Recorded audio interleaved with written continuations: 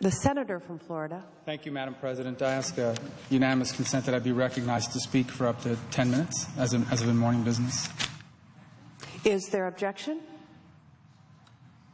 Without objection. Thank you. And I know Senator Menendez is going to speak on this topic as well. So we intended tonight to come here to the Senate floor and offer a unanimous consent agreement to pass sanctions in Venezuela. First of all, let me thank the White House for what they announced yesterday, and that is sanctions against human rights violators and corrupt government officials in Venezuela who have been involved since, well, for a very long time, but especially since the 4th of February, in grotesque human rights violations against young people and all people in Venezuela.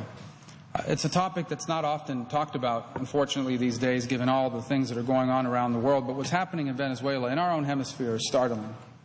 First, you have the complete erosion of democracy in that country that's been going on since the reign of Hugo Chavez, and now with Nicolás Maduro, his successor, it's gotten progressively worse. And we've been seeing this and been talking about this since earlier this year, when thousands of young people in Venezuela took to the streets to protest what was happening.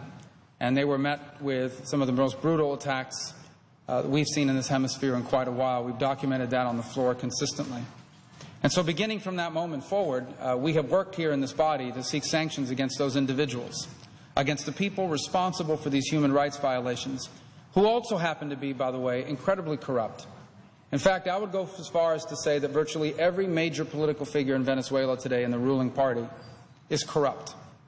It's absolutely amazing how these individuals in charge of government in that country are systematically stealing the funds of the Venezuelan people.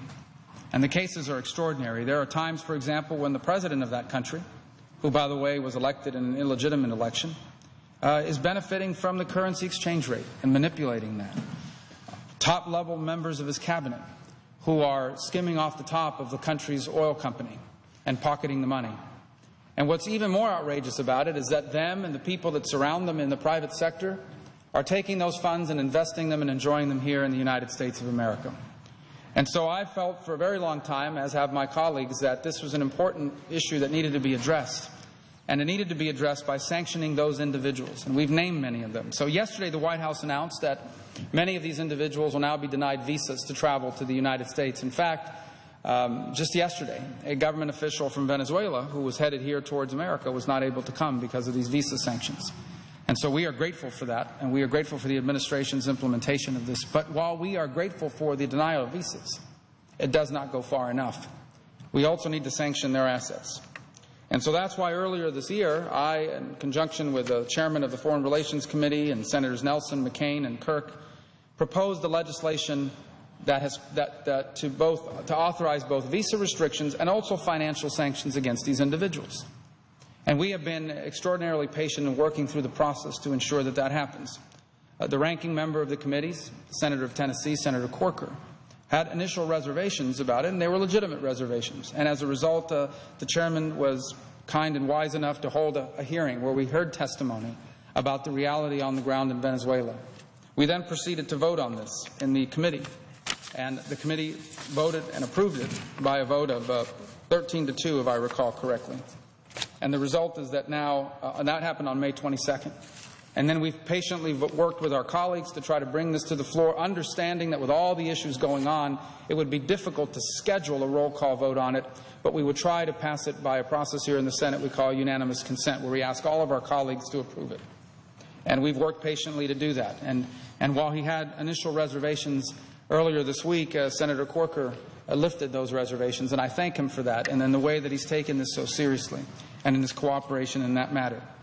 So my intention this evening was to come here on the Senate floor and ask for unanimous consent of this body to pass this resolution. But some of my colleagues have expressed concern about some of the costs that potentially are embedded in this. Let me explain those costs for point of clarification. There were two in general. The first was a $15 million funding for a democracy program in Venezuela, which I believe is a worthy endeavor. But for purposes of overcoming those objections and getting this done, I had agreed, and I think the other sponsors as well, that we would be willing to suspend that in an effort to get this accomplished. The second is a little bit more nebulous. The second involves administrative costs, basically the cost of identifying these assets and implementing these sanctions. And by the way, those costs are not unique to this. They're not even real costs in the way you and I would think of costs. It's not like they have to go out and write an additional check or, borrow money from China to pay for it. It is basically the same thing they would have to do if the president announced these sanctions, which he has the power to do. And so what we did, and as a result of that, is we looked at it. The total cost of that is between $6 and $8 million, even though that number is probably not that high. But it would basically involve identifying the individuals and identifying the assets that they have that we could sanction.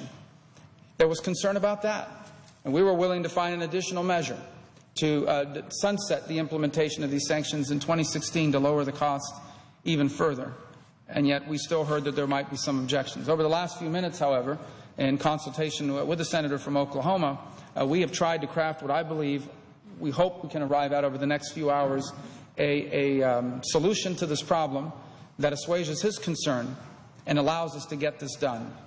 And so in the interest of trying to achieve it in that manner, I'm going to withhold asking unanimous consent today for purposes of hopefully arriving at that agreement over the next few hours and early, so that we can attempt to get this done in a way that achieves what we're trying to do. This is critically important.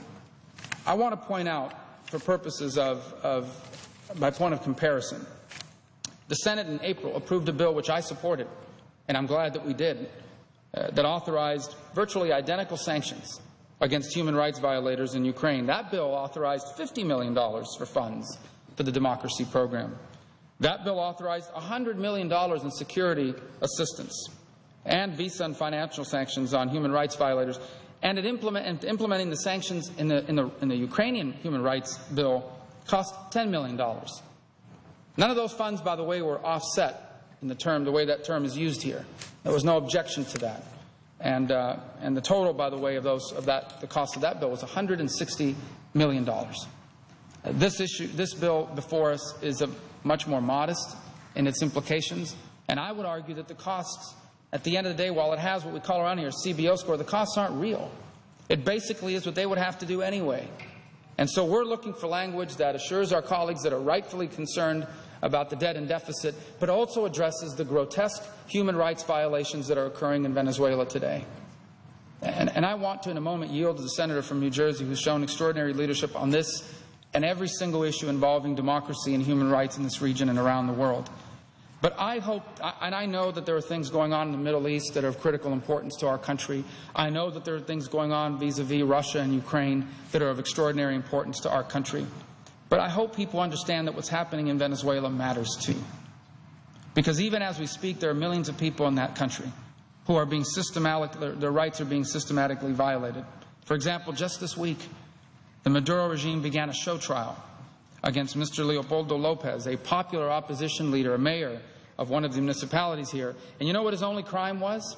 Urging Venezuelans to demand a constitutional and peaceful solution to President Maduro's violent repression of demonstrations. And in case anyone needs to understand the true nature of the Venezuelan regime, it's not just human rights violations, it's not just corruption, it's not just the fact that the cronies of the Maduro administration parade up and down the streets of South Florida, bragging about their ill-earned gains without consequence. Venezuela projects itself as a defender of every single human right violating country on the planet. Anytime there's a vote on Iran, or on Assad in Syria, or on any human rights violation, you can count on Venezuela's government being on the side of the human rights violators. Every single time. And just recently, we've seen them again repeatedly pronounce themselves in opposition to Israel and Israel's right to defend itself. So on top of everything else, we're not just sanctioning corruption and human rights violations. We are sanctioning individuals who, every opportunity they get, seek to undermine the national security and the national interests of our country. And so I think this is a worthy endeavor. And my hope is that tomorrow, when the Senate gets into session, we can reach a conclusion on this item and achieve it. Because I think it would be critically important as we go into August to have shown that the Senate has made progress in this endeavor. Now, the House has its own version of sanctions. They're different from ours. These will have to be reconciled. But I think passage of this in the next few hours will send a powerful message to the people of Venezuela. That the people of America, speaking through our Senate, are firmly on their side and on their aspirations for freedom and for liberty and on the side of their human rights. And I'd like to yield now the floor, Madam President, to the Senator from New Jersey.